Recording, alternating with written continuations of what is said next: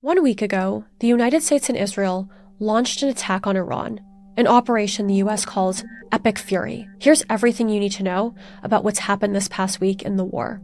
After weeks of military buildup in the region, what was the largest since the invasion of Iraq in 2003, strikes on Iran began Saturday, February 28th, hitting targets across the country. One of the first strikes killed Iran's supreme leader, Ali Khamenei, ending his 36-year rule. Khamenei's wife was also killed, along with several other high-ranking Iranian officials. Since Saturday, the US and Israel have hit hundreds of military targets. Things like nuclear facilities, ballistic missile launchers, underground missile infrastructure, air defense systems, naval fleets. Israel has also targeted infrastructure that holds up the regime itself. Things like Basij bases. Basij is a paramilitary force that helps the IRGC hold power. Reports also suggest strikes on local police stations and regime headquarters and facilities that have been used to conduct surveillance and coordinate crackdowns on protesters. On Tuesday, Israel also struck the clerical group, which is called the Assembly of Experts, who were gathered to appoint a new supreme leader. And as of Wednesday, the White House has said that 49 senior Iranian regime leaders had been killed. Iran's response began just hours after the first attack on Saturday, targeting US military bases in the Gulf and attacking Israel as well. Many of the missiles targeted at Israel were intercepted by the Iron Dome. Since Saturday, Iran has launched additional missile and drone attacks targeting international airports, ports, and oil and shipping infrastructure across the region. Bahrain, Qatar, Kuwait, as well as Jordan, Saudi Arabia, the UAE, Oman, and pro-American Kurdish sites in Iraq have all been affected. The Qatari Air Force even shot down 2 Iranian jets that were just minutes away from striking a US airbase. Alongside the threat of ballistic missiles, there are the low-cost Shahed drones that Iran has deployed, which have caused the closure of vital airspace throughout the region. Affected countries are now working overtime to intercept these drones. The UAE, for example, says it's intercepted 1,001 of the 1,072 Iranian drones launched as of Thursday.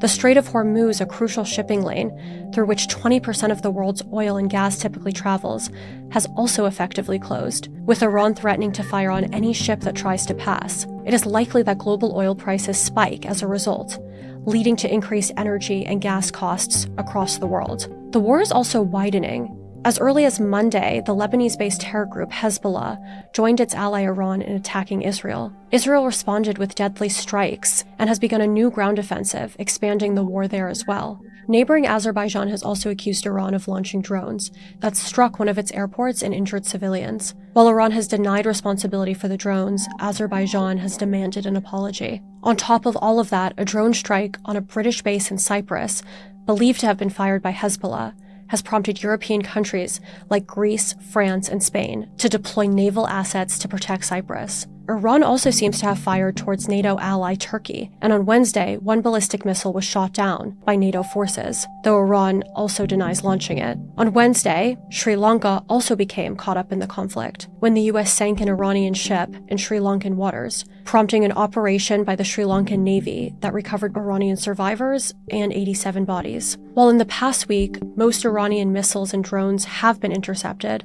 there have been casualties, including 6 American service members in Kuwait, along with 12 killed in Israel and 3 killed in UAE. Although the Iranian government agency doesn't distinguish between civilians and soldiers, they've put the current death toll in Iran at 1,230 as of Thursday. One of the deadliest attacks so far was on a girls' elementary school on Saturday, leaving at least 175 killed, most of whom were likely children. The US has said it is still investigating who is responsible for the strike. As we reach the 1-week mark, President Donald Trump has said he has no time limits on how long the war could go on, and Secretary of War Pete Hegseth has said that the US has only just begun to fight. When asked if Americans should worry about retaliatory strikes by Iran on US soil, President Donald Trump said, "I guess, but I think they're worried about that all the time."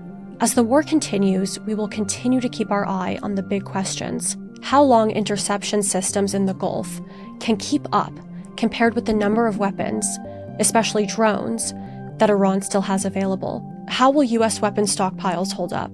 How might China and Russia get involved? Who will lead Iran in the wake of Khamenei's death? Especially as President Donald Trump has said he must play a role in deciding who that leader will be. Will there be terror attacks from Iran's proxy network, and how might the war widen with more retaliatory strikes? Stay tuned for more coverage of the war by following the Free Press. You can do that by going to thefp.com/subscribe.